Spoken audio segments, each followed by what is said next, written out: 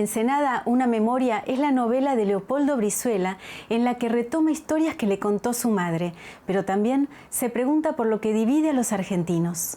El 19 de septiembre de 1955, la Marina amenazó con bombardear la refinería de YPF, cerca de la ciudad de La Plata, ciudad que en ese entonces se llamaba Eva Perón. Ensenada es la historia de una familia durante 4 días del año 1955.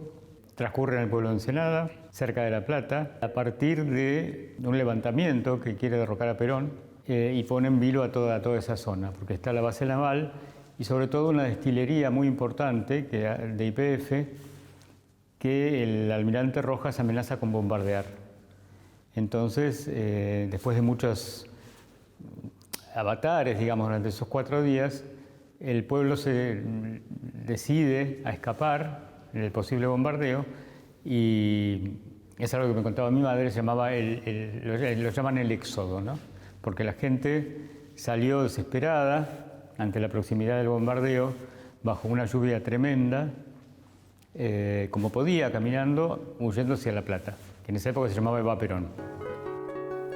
Se armó, anunció la tía Beba, que miraba hacia adelante. Por la calle en pendiente bajaban de Eva Perón. Un camión, 2 micros, varios jeeps cargados de soldados. «Háganlos mierda», gritaba un tipo de entre los pinos de la quema. «La vida por Perón». Un hombre con megáfono trataba de encauzar a la gente por el otro carril. «A la estación de trenes», gritaba. «Allá se da refugio». El aullido de una sirena llegó empujado desde atrás, desde Ensenada. Y todos se apartaron para dejarla pasar. ¿Venían de campamento? El padre dobló con otros por 122, la calle que bordeaba a Eva Perón, como la marca en tierra de una muralla caída. Empecé a pensar en este libro, en realidad 4 años antes, me llevó 4 años, aunque es un libro corto. Empecé a pensarlo cuando una tía mía, muy viejita, de 22 años, entró en terapia intensiva y estuvimos yendo todos los días a un hospital ahí en Ensenada.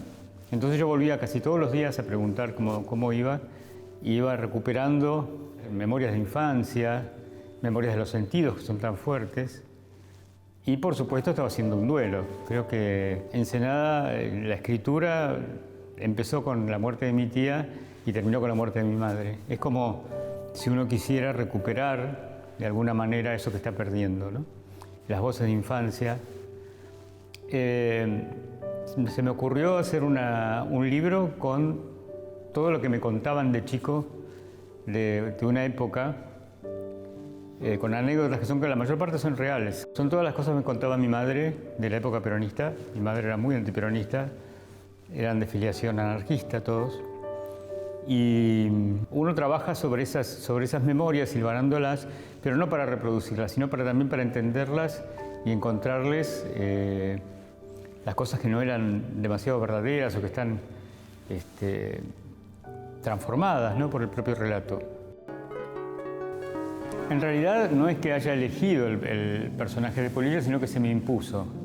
Polilla, que es la protagonista, ve todo lo que transcurre en esos días, incluso los acontecimientos más íntimos de la familia, a través de lo que le han dicho. Y lo ve todo muy mal, porque no entiende nada, ella cree que entiende, pero no, el trabajo que se le impone al lector es ver qué pasa realmente, ¿no?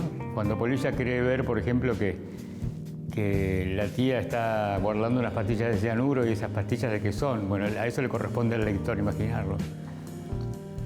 Pero en definitiva también esa incapacidad de ver la realidad, esa de la nena,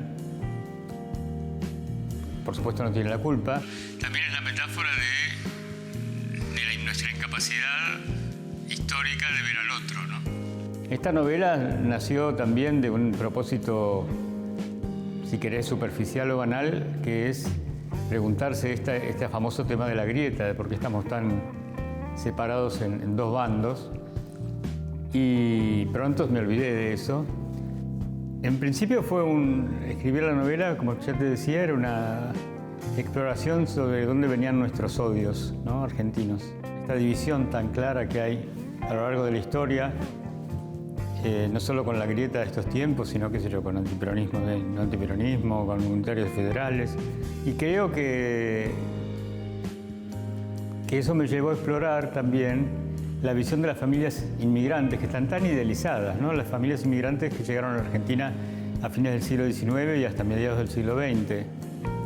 Y la incapacidad de ver América hasta mucho tiempo después, ¿no? Eso es lo que me gustó trabajar. La incapacidad de ver la historia americana.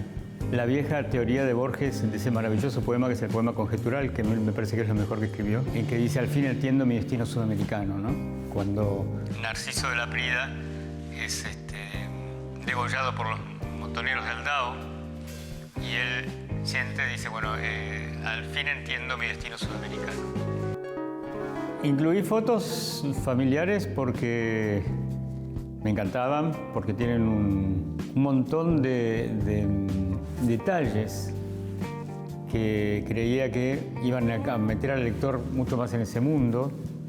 Son todas fotos del río, del borde del río, del varadero, que tenía mi familia, mis bisabuelos, que era una especie de astillero, digamos, para decirlo de una manera un poco pretenciosa, pero en realidad solo se reparaban barcos y alguna vez hacían algún lancha o algo por el estilo.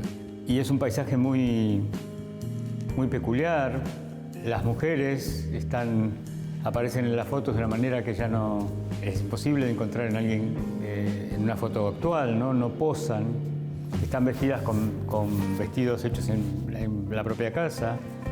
Es decir, me parecía que metían en ese mundo de una manera muy efectiva y contribuían realmente al trabajo del texto, ¿no?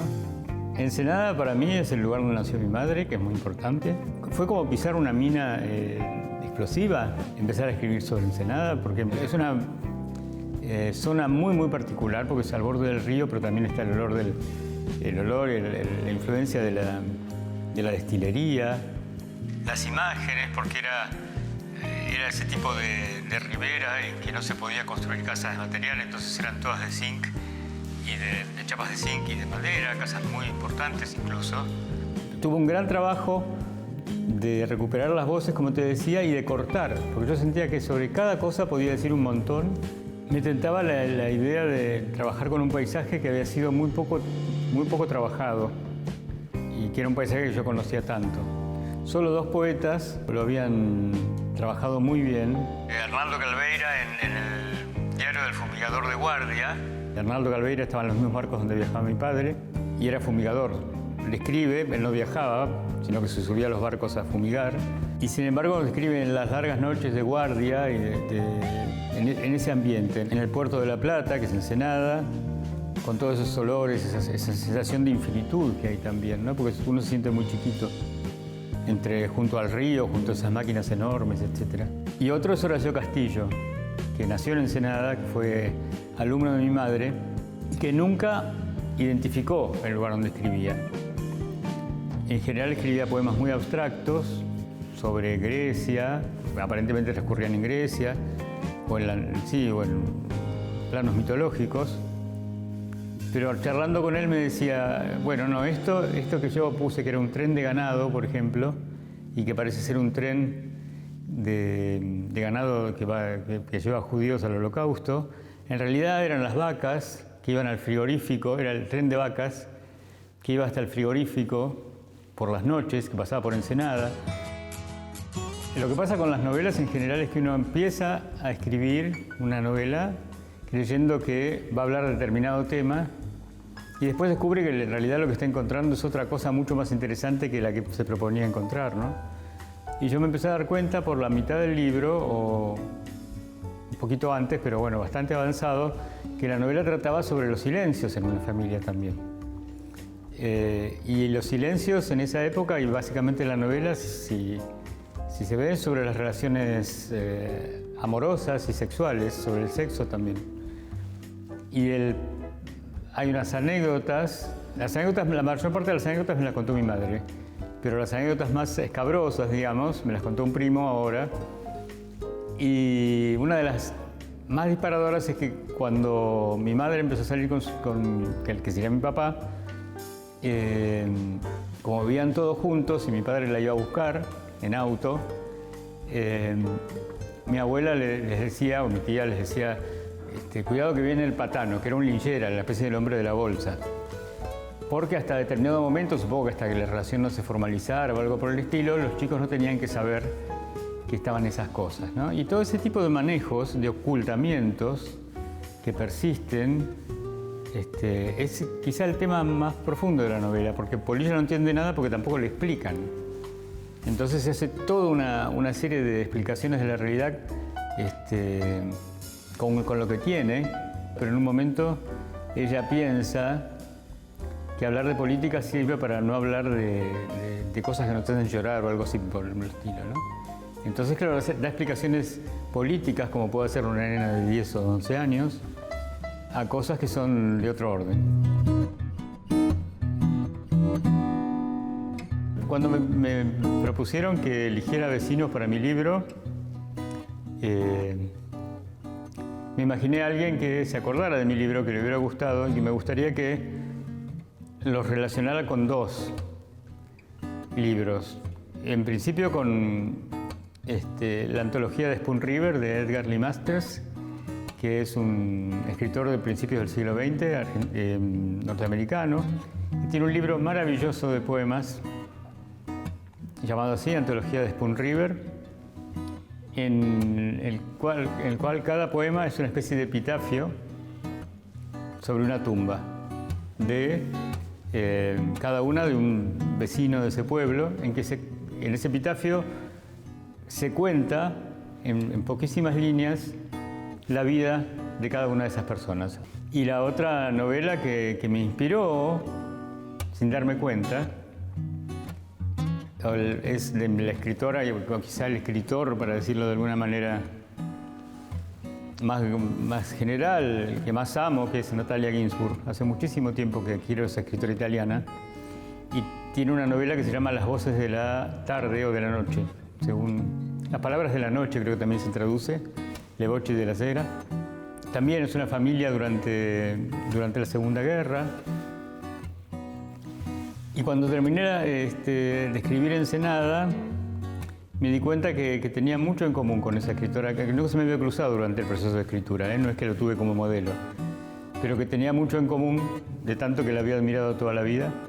En este método de Ginzburg de mostrar la familia como si fuera una colmena de insectos, simplemente describiendo lo que hacen. Y además ver la familia como un solo personaje, que se va moviendo todo el tiempo, como un organismo hecho de muchas personas.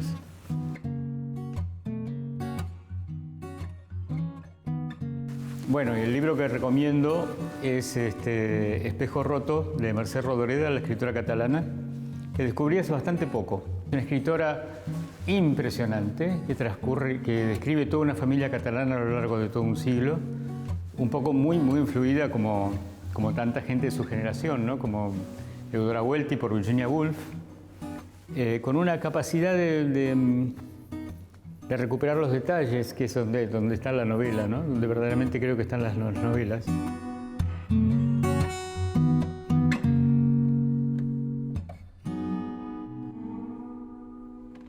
Hernán Roncino es docente, sociólogo y escritor. Nació en Chivilcoy. En su novela Glaxo cuenta la vida de un pueblo en el que se desencadenan celos, traiciones, hay crímenes políticos, crímenes pasionales. El destino de los personajes se cuenta a 4 voces y en 4 temporalidades diferentes. Glaxo comenzó en principio como una reacción a mi primera novela. Una de las primeras cosas que se presentaron era trabajar con los puntos de vista, ¿no? Y es lo primero que escribí en un boceto. Escribí el nombre de los 4 personajes que componen el libro y las fechas. Las fechas de la misma manera que aparecen en el libro, ¿no?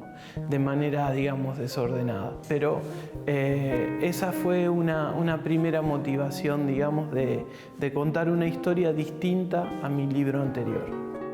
Glaxo cuenta la historia de 4 personajes. Son 4 monólogos que están, digamos, ubicados en épocas distintas. empiezan y están ordenados de manera desordenada, digamos, cronológicamente en la novela. Empieza la primera voz, el primer personaje, que es Bardeman, es un peluquero. Todo sucede en un pueblo, digamos, ¿no? En un pueblo de la provincia de Buenos Aires, en los alrededores de una fábrica que se llama Glaxo. Y el personaje el peluquero comienza narrando de qué manera se están levantando las vías de una línea ferroviaria que pasaba al costado de la fábrica.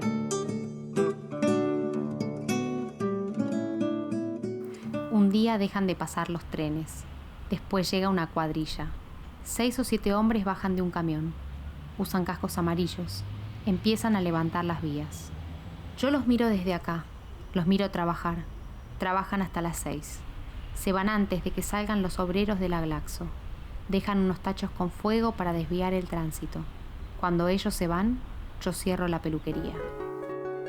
Yo nací en Chivilcoy y la novela sucede en un barrio de Chivilcoy, que era un barrio alejado del centro. La fábrica de Glaxo estaba ubicada en las afueras del pueblo, junto precisamente a un ramal del ferrocarril Sarmiento, que es el que después se va a levantar. Entonces, mis 3 novelas, las 3 novelas que publiqué hasta ahora, suceden en Chivilcoy y de alguna manera tratan de pensar algo de la experiencia del pueblo, aunque lo que se cuenta ahí es un universo completamente distinto al Chivilcoy real. Bicho Sousa es un personaje que aparece en mis 3 novelas, que reaparece de un libro a otro. Es un personaje importante en ese universo de pueblo y pampeano que voy construyendo en esas novelas. Y en este caso, puntualmente en Glaxo, aparece él, cuando él habla, narra en la década del 80, ya en el año 84, ya terminó la dictadura, digamos, en los primeros años de la democracia, y lo que está de alguna manera contando es los efectos que sobre él tuvo una película, un western, digamos, y también estar evocando los efectos del episodio central del libro que ocurrió en la década del 50, ¿no? Miguelito Barrios es un personaje que solo aparece en Glaxo, que no aparece en los otros libros míos, y que es de alguna manera un personaje que encarna el dolor y la culpa. La culpa lo atraviesa desde las primeras páginas, ¿no? Foicada es un policía que lo trasladan de Buenos Aires al pueblo casi como una condena, después de haber participado de los fusilamientos de José León Suárez. Foicada sería uno de esos policías que participan del fusilamiento de aquellas personas que Walsh retrata muy bien en Operación Masacre, ¿no? Es el que no ultima a Libraga.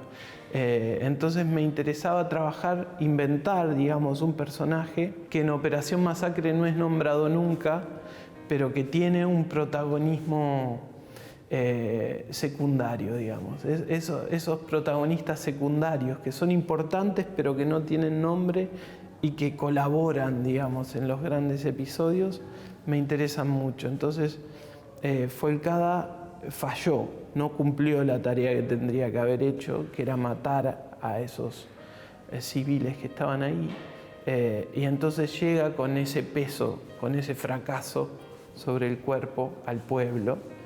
Y ese fracaso se va a desplegar y a dispersar en esta historia que cuento yo.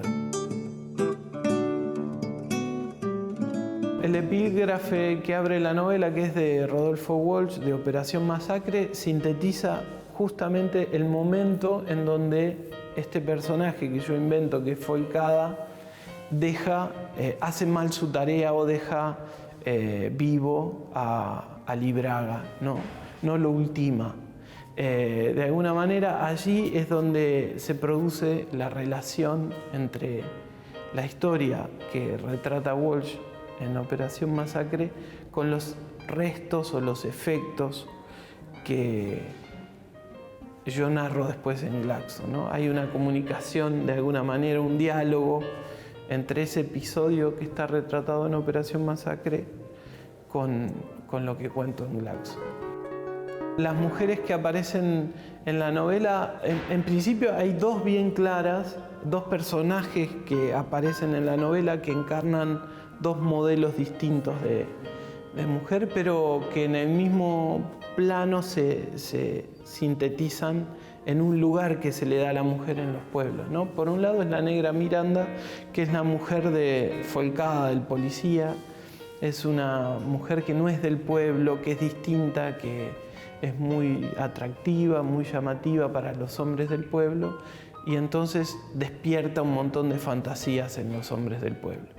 Y muchos la comparan con Marilyn Monroe o con esa Tita Merelo de su esplendor, digamos, ¿no? Ese modelo de belleza de mujer fatal. Pero después en la novela hay otra mujer que no tiene voz, que ocupa un lugar de sometimiento de alguna manera, que es la señora Marta, una mujer que sirve en una casa, es la servidumbre, digamos, de la familia del peluquero de los Gardeman, y que es abusada también por los miembros de la familia de alguna manera, ¿no? Entonces hay dos formatos, el de la servidumbre y el de la mujer que se transforma en la fantasía de belleza y de erotismo de alguna manera, que se transforman finalmente en un mismo tipo de mujer, que es la cosificación de la mujer, ¿no?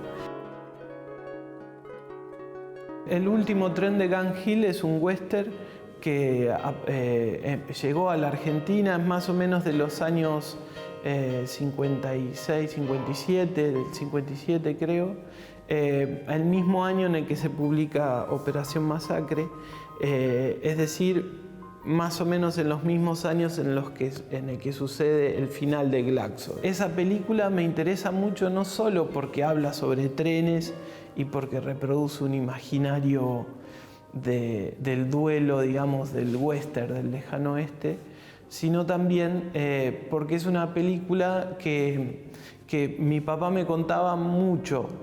La vio una sola vez y se acuerda de esa película, casi como si la hubiera visto ayer, ¿no? Y siempre me cuenta el argumento, me la contaba constantemente. Entonces cuando yo empecé a trabajar con Glaxo, en donde el lugar de los trenes era un lugar central, ¿no? Era la película que tenía que aparecer en el libro. Entonces la vi, nunca la había visto, y me encontré que el relato de mi viejo casi era mejor que la película. Me interesan mucho esas formas de la memoria, ¿no? Como el cine también no solo modelaba sentimentalmente a quienes compartían esa ceremonia colectiva que era ir a ver una película a una hora y una vez nada más, sino que también terminaba modelando una forma de recuerdo, ¿no? De recordar algo que es muy distinta a la manera de recordar que tenemos hoy, ¿no?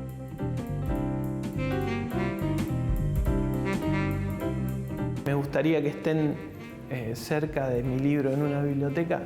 En principio, un libro que ya mencioné, que es Operación Masacre de Walsh, porque hay un diálogo, digamos, en relación a las historias que se cuentan entre el personaje del policía Folcada inventado en Glaxo y lo que narra Walsh. Y también porque hay, digamos,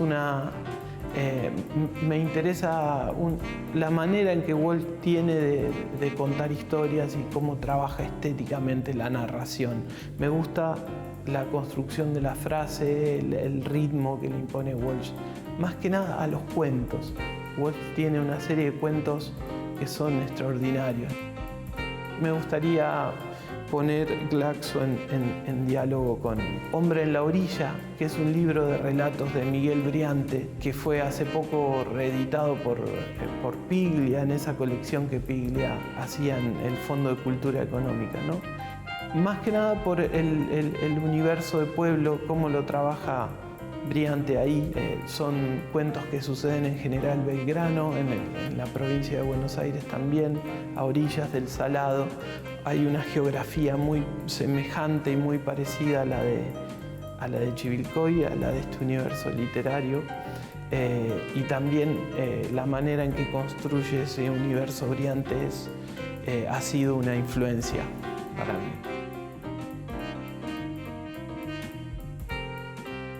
Bueno, el libro que quiero compartir de mi biblioteca es un libro de un australiano, es una novela de Kenneth Cook de la década del 60, se llama Pánico al amanecer. Es la historia de un profesor que viene de una escuela rural y decide irse a pasar las vacaciones a Sydney, a la costa. Allí se va a encontrar con la mujer que ama, digamos, pero antes de llegar a Sydney hace una escala en un pequeño pueblo que se va a transformar en su infierno, porque de allí no va a poder salir, digamos, ¿no? Y más que nada es la relación que él va a tener puntualmente con el juego, ¿no? Queda entrampado en el juego, en las apuestas, y va a quedar ahí perdiéndolo todo.